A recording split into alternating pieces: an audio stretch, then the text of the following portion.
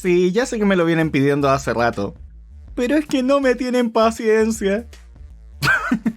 Sean todos bienvenidos a este, que es el primer podcast hablando de Chespirito sin querer queriendo. O sencillamente la serie de Chespirito, el biopic que cuenta la historia de vida de Roberto Gómez Bolaños, que ha dado muchísimo de qué hablar en Latinoamérica y que lamentablemente no había tenido la oportunidad de mencionar. Y como hay mucho que abordar, decidí darme el tiempo de ir viendo la serie un poquito a ciegas. O sea, es inevitable ver los comentarios que hacen otras personas, los memes, etc. También el acoso que ha recibido Florinda Mesa debido a la serie, a pesar de que muchas de las cosas eran cosas conocidas. Así que vamos a ir tomando 2 episodios, hacer un podcast y así sucesivamente. Era mucho más fácil decir de que era uno cada 2 episodios. Iba a ir cada cierta cantidad de días metiendo otros videos entre medio, etc. Pero la cosa es que nos convoca el episodio 1 y 2. Y aquí es donde tú ya puedes ver varias cosas, por supuesto, de cómo se construyó la serie.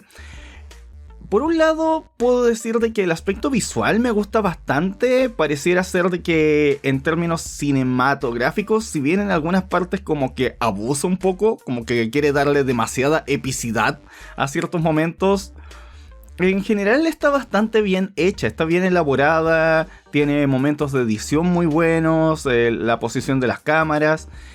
Por ejemplo, cuando ocurre la escena en la que Roberto Gómez Bolaños se despide de su madre, está muy bien armada para que sea muy emotiva. Pero tiene varias cosas. A ver, lo primero, esto ya lo sabe la gran mayoría si es que estás viendo la serie, pero si estás escuchando mi podcast como lo primero para acercarte a la serie, de partida tenemos que le cambiaron los nombres a ciertos personajes porque, bueno, sus actores no dieron la autorización. Y como se les iba a retratar de cierta manera no muy positiva, entonces no permitieron el uso de su nombre. Entonces tenemos que Florinda Mesa se llama Margarita, Carlos Villagrán se llama Marcos Barragán.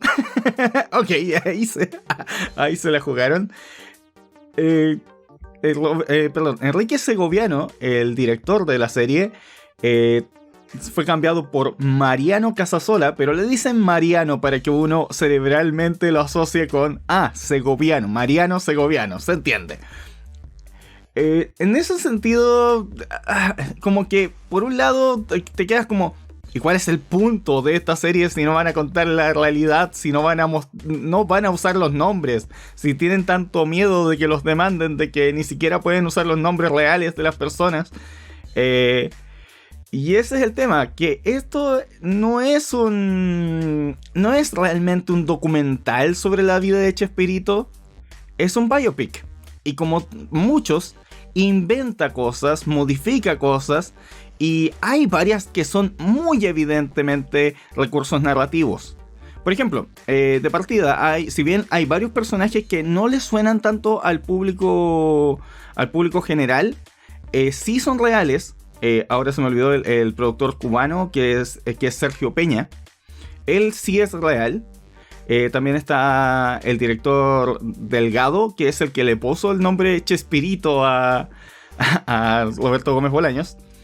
Pero hay personajes que salen, como por ejemplo uno que se llama Pepe Jamaica, que es como una especie de Pepe Cortisona, que mayoritariamente sale en el primer episodio. O sea, yo no he visto los demás, así que no sé si vuelve a salir. Pero ese personaje no sale, o sea, no es real. Sale, pero no es real. Y de hecho, es muy chistoso como cómo lo armaron. Que es un tipo más alto, más tradicionalmente guapo, y que supuestamente viene de una familia más exitosa, tiene más dinero. Y es un gran opositor al Chespirito joven. Y que primero se lo encuentran en un billar, después en una parte bailando, y resulta que trabajaba en el mismo lugar donde él fue postular a trabajar. Esa clase de cosas son todas para hacer coincidencias y tensión, que al final no aporta mucho.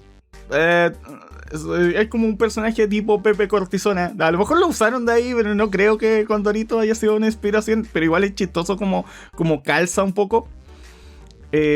Porque después ya no es relevante, aunque lo vuelven a mencionar una vez en el segundo capítulo. Y también está Gilberto Treviño, que es uno de los ejecutivos, uno de los altos mandos del Canal 8, que tampoco es real.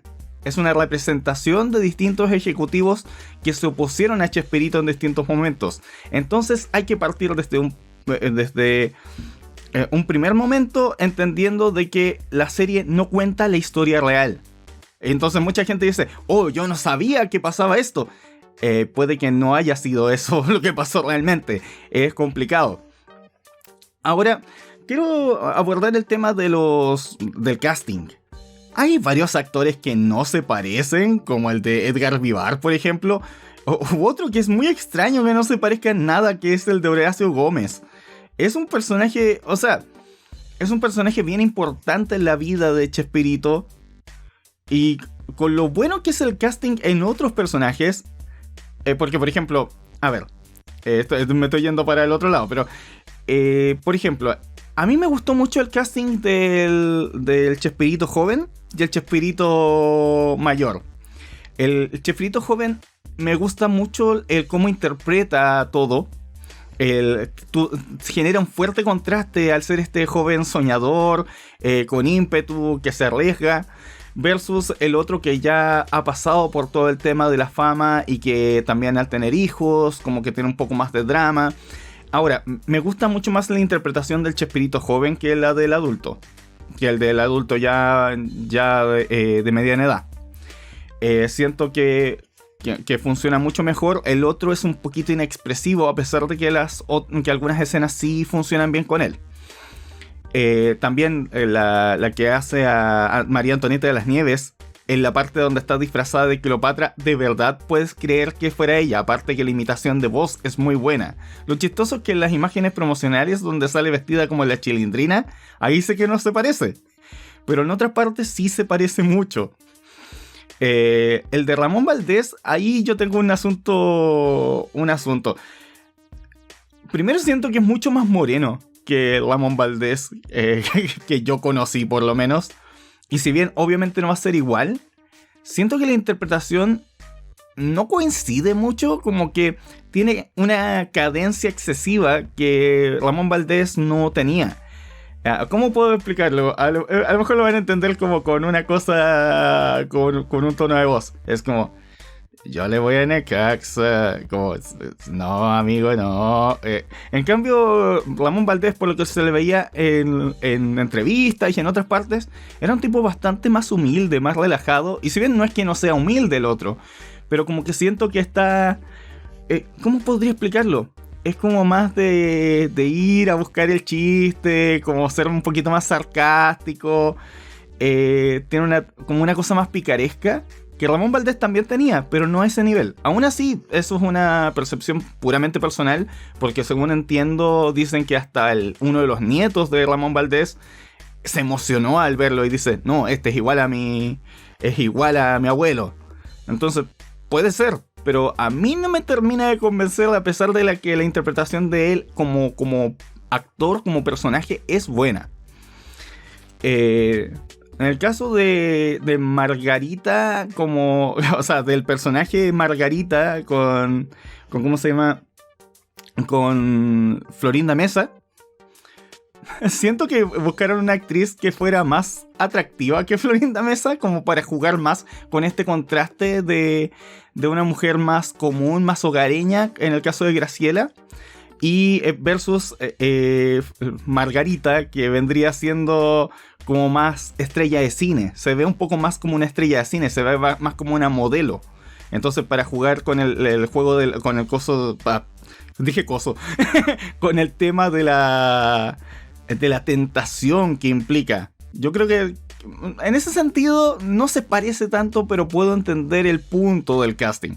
Aún así, a las que interpretan a Graciela, yo no sé cómo era Graciela en la vida real, ni siquiera la he googleado al momento de grabar esto, pero me gustó mucho la interpretación de ambas actrices.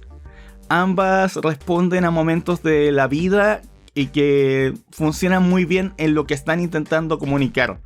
Especialmente la Graciela ya más adulta, que denota, sobre todo en la parte en la que están en Acapulco, que hay como una especie de cansancio de la rutina, como una sensación de que o sea, ella sobre todo logra manejar esta idea, este aire de que la relación de ellos ya estaba en una situación medio compleja, de que ya no era esta cosa esplendorosa con muchas expectativas del Chespirito y la Graciela jóvenes, con todo el futuro por delante, sino que es esta que ya tiene el peso de una vida con un montón de hijos, del ver a su marido siempre trabajando, con la fama, y se le nota como una expresión cansada permanente. Y me gusta mucho lo que hace la actriz ahí. De verdad como que la interpretación de ella logra generar ese aire muy efectivamente. Sí, y hablando de cosas de casting. Hay detalles que son curiosos, como por ejemplo que constantemente le dicen a Chespirito que es chaparro y que es feo. Ya lo de feo puede ser, pero de que es chaparro me da mucha risa en una escena en la que es poquito después cuando le empiezan a decir Chespirito por primera vez y que le dice, sí, chaparro, y el que le dice que es chaparro es más bajo que él. ¿Cómo no se dieron cuenta de eso? Porque sí, es más bajo que varios de los otros actores que salen, pero el tipo que le dice chaparro es más bajo que él. También está el detalle, este detalle como de las biopics o de algunas películas donde el actor, o sea, la persona real, una persona real de la historia sale como actor haciendo otro papel, como Edgar Vivar en el papel de, ahora se me olvidó el nombre del director, Delgado, que es el que le pone el nombre Chespirito. Como que, a ver, yo entiendo por qué lo hacen. Es una cara reconocible que dices, como que le da cierta legitimidad al proyecto. Es como la versión de Cazafantasmas, la con protagonistas mujeres, donde hicieron cameos de todos los actores que estaban vivos, de los protagonistas principales, o de los protagonistas originales, como para darle cierta legitimidad. Y hasta ese punto lo entiendo, pero al ser una biopic, al ver a Edgar Vivar ahí, yo como que te desconecta y sientes, esta no es la verdadera historia. Como que te saca de la inmersión completamente. O sea, es súper bien que él esté y me alegro que Edgar Vivar, que es un muy buen actor, tenga un papel ahí. Pero como que al mismo tiempo como que me saca de la historia. Es como, sí, es un recordatorio de que esto no es verdad. Otro tema que tengo con estos primeros episodios es que, a ver, son dos. Uno, que aborda ciertos elementos de manera muy superficial. Uno, por ejemplo, es que es lo del Ciudadano Gómez. El Ciudadano Gómez, claro, intentan establecer que es un personaje creado para un momento histórico y político muy específico y que eso termina causando su cancelación, que ya no continúe. El tema es que me hubiera gustado ver qué era lo que se hacía ahí, porque salvo una pequeña cosa de unos pequeños momentos donde ves a Chespirito plantear el personaje, e incluso una parte donde pareciera que están grabando, no vemos nada. No sabemos por qué era tan problemático el personaje para la época. Simplemente nos lo dicen. No, es que el personaje es una buena persona en tal época y bla bla bla.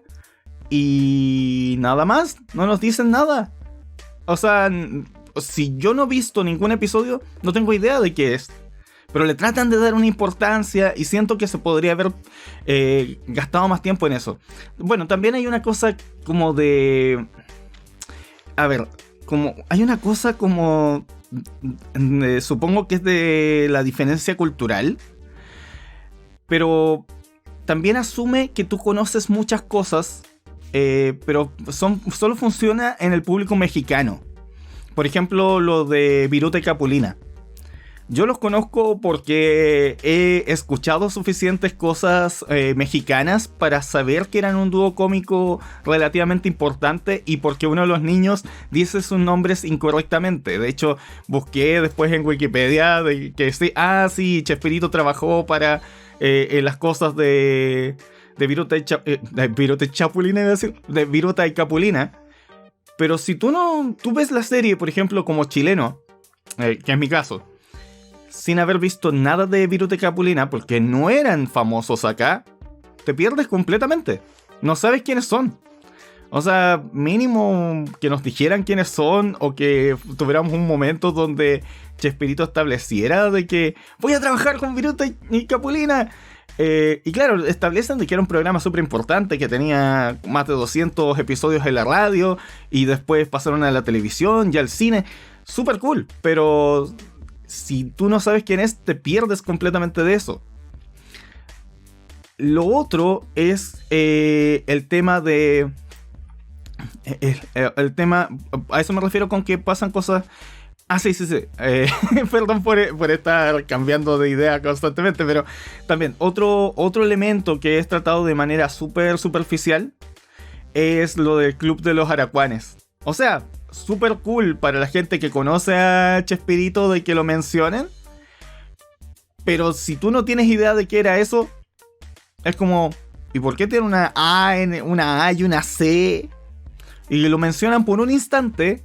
Los vemos jugando, o sea, como simulando hacer unas cosas de teatro, pero al final no te queda claro si es un club de actores, si es un club de fútbol, porque después los vemos jugar fútbol y les dicen los aracuanes. Al final, como que la historia se acelera tanto en querer llegar a los puntos que la gente ya reconoce, que no aborda elementos que pueden haber sido importantes en la vida de Chespirito. Y nuevamente, si tú no sabes qué es eso, como que escuchas un nombre, no lo retienes y pasas adelante, y como que al final no te aporta en nada que hayan mencionado eso. Y hablando de ciertas cosas que les cambian la historia, por ejemplo, nos establecen como que María Antonieta de las Nieves fuera de inmediato la primera elección de Chespirito para los supergenios de la mesa cuadrada, y no es así. Ella fue un reemplazo. La primera actriz, ahora no recuerdo por qué, pero la tuvieron que reemplazar, y ahí vino María Antonieta de las Nieves y se vino a la conversación en la que le dice que ella es una actriz seria y que no quiere trabajar en comedia, etcétera, etcétera. A ver, ¿qué más? Tengo acá una serie de puntos por eso. En el primer episodio se abordan una serie de cosas. Obviamente está lo del conflicto con su madre respecto a lo de dedicarse al arte, porque sí, Chespirito estudió ingeniería y lo abandonó para dedicarse a ser escritor. Trabajó en distintas cosas antes de terminar en la televisión. También se aborda, como que intentan meter muchas cosas, y produce esta cosa de que va saltando constantemente al punto que te pierdes un poco. Como que empieza con el apogeo de la historia.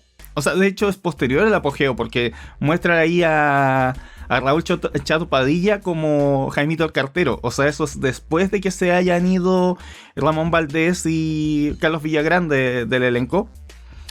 Pero es como hacia la etapa final, o todavía lo que quedaba de apogeo de Chespirito.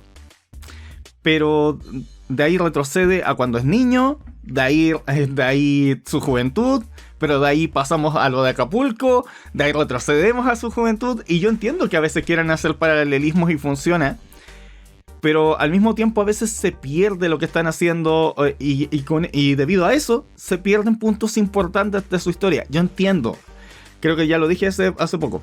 A lo mejor tenían tanto miedo de que la gente se aburriera porque no ve lo que reconoce, que es al Chespirito adulto con todos los personajes de la vecindad alrededor de él, Entonces, por eso están haciendo esos saltos al futuro, al presente, al futuro, al presente, al futuro, al presente, pero que entorpecen un poco la historia. En algunas partes funciona súper bien, como cuando le pide noviazgo a Graciela y le dice, te prometo que voy a cuidar tu corazón, y de inmediato salta a la época en la que se van a viajar a Acapulco y se ve que ya hay alguna tensión ahí con Florinda Mesa. Donde se va a dar el engaño y la eventual separación. Pero como que en ese sentido la historia no está tan bien armada. Y de hecho pasa de que el primer capítulo termina muy bien. Está muy bien hecho ese final, de que te genera una enorme expectativa del viaje a Acapulco. O sea, que casi parte con lo del viaje a Acapulco y establece de que ese viaje va a ser muy importante. Incluso tienes el detalle de Carlos Villagrán, al que tratan de presentar constantemente como un tipo desagradable, egocéntrico, mujeriego. Así desde los primeros instantes parten con eso. Y dice, que se pudra Roberto, al demonio Roberto. Y como que genera un montón de expectativa. Y el segundo capítulo es... El viaje a Acapulco es nada. Te generan esta cosa artificial de que... Ay, recibió un mensaje secreto. ¿Será Florinda? ¿O será Graciela? Y se reúnen y... Oh, sí, qué bonito, pero estoy pensando en Florinda. Florinda me interesa más. Y no pasa prácticamente nada más, porque lo importante del capítulo respecto a Acapulco pasa en el primer capítulo, no en el segundo. Entonces toda la expectativa como que se diluye. También inventan cosas como... Porque no creo que haya sido real, o sea... Si alguien es experto en Chespirito, coméntenmelo. Pero por ejemplo... Es muy poco creíble esa parte donde Rubén Aguirre lo lleva a saltarse un muro y se tira junto a él y caen en un camión lleno de paja, y de ahí van a hablar con el ejecutivo. Lo más probable que hubiera pasado es mucho menos emocionante. O sea, nuevamente ahí lo hicieron por enriquecer la narrativa, pero lo más probable es que haya sido que Roberto Gómez Bolaños se topó con algún ejecutivo, no le hizo caso, pero se encontró con Rubén Aguirre, a Rubén Aguirre le cayó bien y fueron directamente a hablar con Peña. Y se acabó. Nada de estar saltando y cayendo en un camión. Eso lo hicieron solo para entregarle algo entretenido a la historia, a menos que eso justo sea real. Ah, sí, y esta estructura de cómo plantearon la serie arruina ciertas cosas. La que más me molestó es la introducción de Ramón Valdés. Porque en una escena tú ves a Ramón Valdés conversando con Carlos Villagrán. Y él y ya lo está tentando a irse a otro programa, etcétera, etcétera. Y después tienes la parte con el Chespirito joven que arma su primer programa, o sea, su segundo programa, que es Los Supergenios de la Mesa Cuadrada, y dice, para eso necesito al mejor actor cómico mexicano, el que más me ha hecho reír, y presentan a Ramón Valdés. Hubiera funcionado mucho mejor si no hubiéramos visto a Ramón Valdés en toda la historia, hasta ese punto. Y también está el detalle de... el detalle un poco... Y que esto lo ha hablado mucha gente. El detalle de las frases. Ya, te puedo creer de que el Chespirito adulto le diga a un productor, te aprovechas de mi nobleza. Porque todos conocen la frase. Porque lleva años haciendo el Chapulín. Ya, está bien. Hasta ahí lo entiendo. También lo de que le pusieron Chespirito porque es pequeño Shakespeare. Chespirito y cambia a Chespirito. Eso se supone que también pasó así. No exactamente así, pero sí pasó más o menos así. Pero de ahí empiezas a tener un montón de secuencias. Y parece que va a empezar a pasar a lo largo de toda la serie. Cosas como lo sospechó desde un principio. Y como que empieza a ser como que... como que empieza a hacer mucho de tratar de hacer referencia a la serie o a las cosas de Chespirito de manera que no se siente natural.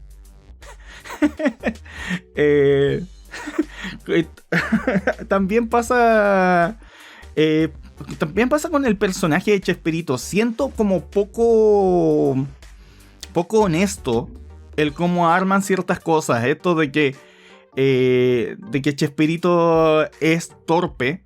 O sea, que Roberto Gómez Bolaños es muy torpe. Como que intentan homologar a la persona Chespirito, o sea, Roberto Gómez Bolaños, con el personaje Chespirito que suele salir en sus sketches o en sus películas o series, como El Chanfle, como El Chapulín Colorado, como El Chavo, etc.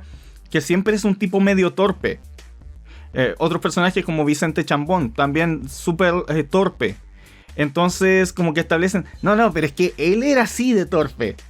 O sea, puede que cometiera algunas torpezas ocasionalmente y que fuera ocurrente, pero como que están jugando mucho con esta idea de la imagen legendaria. Y hablando de eso, la cosa de la imagen legendaria también es algo que es difícil de tragar cuando, por ejemplo, partes con lo de que, mira, este es Roberto Gómez Bolaños de niño y un payaso le da un gorrito, le regala su gorrito y ese gorrito es ese gorrito con los años se volverá era el mismísimo Albert Einstein. No, perdón, era el mismísimo el gorrito del Chavo. Eso no pasó así. O sea, yo entiendo que se inventan cosas. Pero cuando tú sin siquiera haber investigado, tú sabes que eso no pasó así. Entonces como que se rompe toda la magia. Es tan forzado el intentar establecer esa clase de cosas, como de que el gorrito del Chavo ya lo tenía desde niño cuando aprendió que lo suyo era el humor. No, como que... Y también otra cosa con eso, y siento que las tangentes la he estado armando muy... de forma muy desorganizada, pero perdón, hace rato que no grababa así. También me pasa de que siento que la historia se empieza a volver un poco repetitiva al jugar con el drama excesivamente. O sea, siempre plantean como que Chespirito está al borde del abismo, que su genialidad logra que pase de algo malo inmediatamente al siguiente paso de éxito en su carrera. Por ejemplo, ¿qué persona lógica iría a... O sea, a menos que, no sé, que tengas algo con que sostenerte o que estés realmente harto de tu trabajo, absolutamente. Pero en general, una persona no renunciaría antes de ir a la entrevista de trabajo del siguiente trabajo. O sea, mientras que estás con ese trabajo vas a la otra entrevista. Por último pides permiso o lo que sea. O puede que simplemente te arriesgas y no vas a trabajar un día, pero vas a la entrevista de trabajo. Pero él directamente renuncia y hacen algo muy importante la renuncia, porque entonces quiere decir de que como renunció, si lo de presentarse a la agencia de publicidad no funciona, es el fin, es caer al abismo, lo perdió todo.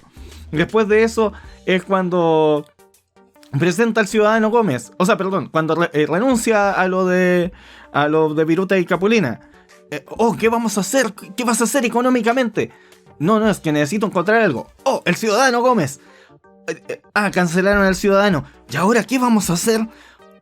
Sí, el viejito. De hecho, muestra que vende el auto. O sea, no me extrañaría de que haya pasado por problemas económicos entre un programa y otro, o que las cancelaciones efectivamente causen una pérdida de estabilidad. Pero es esta cosa repetitiva. Muchas veces estas cosas no deben haber ocurrido así. Muchas veces debe haber sido como que mientras estaba trabajando en el Ciudadano Gómez surgieron ideas para un nuevo programa y se empezó a tantear eso. Pero en cambio acá es como sacaba una cosa y tengo que lograr la siguiente idea genial. Y incluso al final del segundo episodio te muestran al Chapulín Colorado. Se implica, es como, ¿y ahora quién nos va a salvar? Y muestran ahí un chapulín, un grillo. Y es como de ahí va a partir la idea del Chapulín Colorado. Va a salir a rescate nuevamente una super idea de Roberto Gómez Bolaños que lo salva nuevamente. Pero no es así. En ese yo estoy completamente seguro que no es así. Porque según entiendo, el concepto del Chapulín Colorado ya se venía trabajando de mucho antes. Incluso lo dijo Florinda Mesa hace poco, de que la serie en algunos aspectos miente. Porque están manipulando la verdad para hacer algo más emotivo. Pero en esa misma búsqueda de la emotividad del drama, pierde credibilidad. Y creo que ya lo he mencionado varias veces. En respecto a varias cosas, la serie como que tiene ese problema. Hay otras cosas que sí están bonitas, como no sé, como la idea de que Roberto Gómez Fernández, el hijo de Chespirito, interpreta a su abuelo, ¿cómo se llama? Ahora se me fue, pero incluso aparecen las visiones de su madre. Ya puede ser, eso es como emotivo y puede haber pasado algo así. Y aún así, por ejemplo, la muerte de la madre de Chespirito, yo no sé si murió justo cuando él la fue a visitar. Perfectamente puede haber sido una cosa que es lo más típico, de que hablaron, tuvieron conversaciones, ella le dijo cosas porque estaba preocupada por él al elegir la vida de artista. Pero lo más probable es que se haya quedado dormida o él se haya despedido y ella le avisaran de la muerte después, que es lo más típico. También desde un principio empiezan a plantear y se nota mucho el sesgo aquí de los que escribieron esto a Carlos Villagrán, como ya lo dije, como engreído, como mujeriego, como un tipo con un ego gigante, irrespetuoso, burlón. Cuando en las entrevistas que veíamos, y obviamente en las entrevistas las personas pueden mentir, pueden tener otra cosa, pero Carlos Villagrán no es, o sea, era bastante más de reconocer el genio o el mérito de Chespirito, no como de que, no, el que funciona soy yo.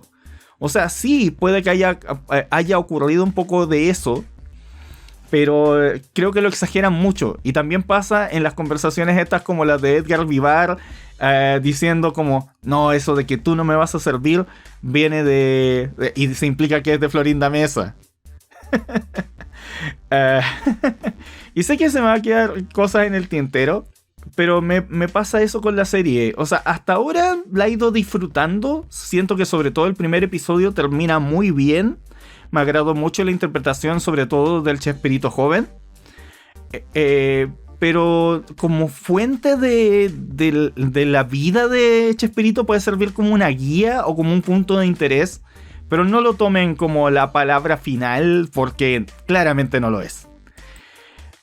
Bueno, eso creo que es todo por ahora. Yo sé que tenía ideas y conceptos de los cuales hablar.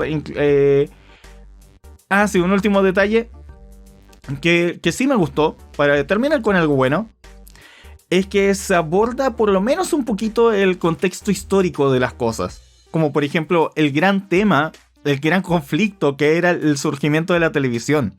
Ahora es difícil imaginarlo, porque todos tenemos celulares o computadores en las casas, y es variable lo de tener televisión, pero muchas familias todavía tienen. Pero antes, cuando surgieron las televisiones, se consideraban un lujo, y mucha gente la consideraba innecesaria o incluso dañina. Entonces era un gran tema de conversación el tener televisión en la casa o no. De hecho, uno lo puede ver en los cómics de Mafalda, que Mafalda quería tener una televisión y los padres no tenían muchas ganas de comprar una, porque era caro, había que comprar las cuotas. Y el propio Kino era de la cantidad de gente que se resistió a tener una televisión por muchos años, irónicamente. También el tema de la radio, pasar a la televisión, lo que significó para muchos artistas, eso es verdad. Ahora, tristemente no se aborda prácticamente nada de las brutalidades que se cometen en el porfiriato, como se le dice. Pero también entiendo desde el lado que viene que era medio difícil que hicieran eso. Solo implica en un momento que hay tiempos turbulentos.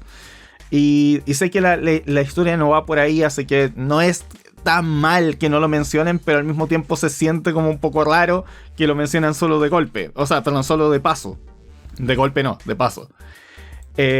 Aún así, el cómo va evolucionando me gustó bastante. Y bueno, sé que me debe faltar algo y probablemente lo voy a abordar después en el siguiente bloque de capítulos. Pero dentro de todos estos dos primeros capítulos me gustaron hasta cierto punto. Pero, insisto, como forma de como forma de entender la historia de Chespirito, como que queda un poco al debe. Como que se esforzaron demasiado en generar una buena historia y abandonando un poco la verdad y poniendo mucho sesgo ahí. Bueno, gracias por escucharme. Espero no haberme trabado y reiterado excesivamente, pero es parte del estar hablando así a la nada, en este caso, hablándole a ustedes, pero acá soy yo hablándole a una pantalla negra. Cosa a la que no estoy acostumbrado. Normalmente tengo interacción o algún estímulo visual para poder comunicarme con ustedes o leer un guión. Así que hablar así siempre es interesante como experimento, como experiencia. Espero que les haya gustado el podcast. Si les va bien, estos se van a seguir haciendo en el canal principal. Vamos a ir así. Originalmente iba a ser uno por semana, pero vamos a hacer como uno cada 2 capítulos. Igual como ya van como en el capítulo 6. Pronto viene un podcast de los capítulos 3 y 4 y después del 5 y el 6 a lo largo de la próxima semana. Así que estén atentos. Si a la gente no le gusta mucho este podcast, se van a ir al canal secundario porque de todas maneras lo quiero hacer. Pero bueno, ahí veremos, ahí veremos. Muchas gracias por escucharme. Que tengan un muy buen resto de su día, sin importar la hora a la que me estén escuchando. Y nos vemos en otros videos o en el siguiente episodio del podcast. Cuídense mucho. Adiós.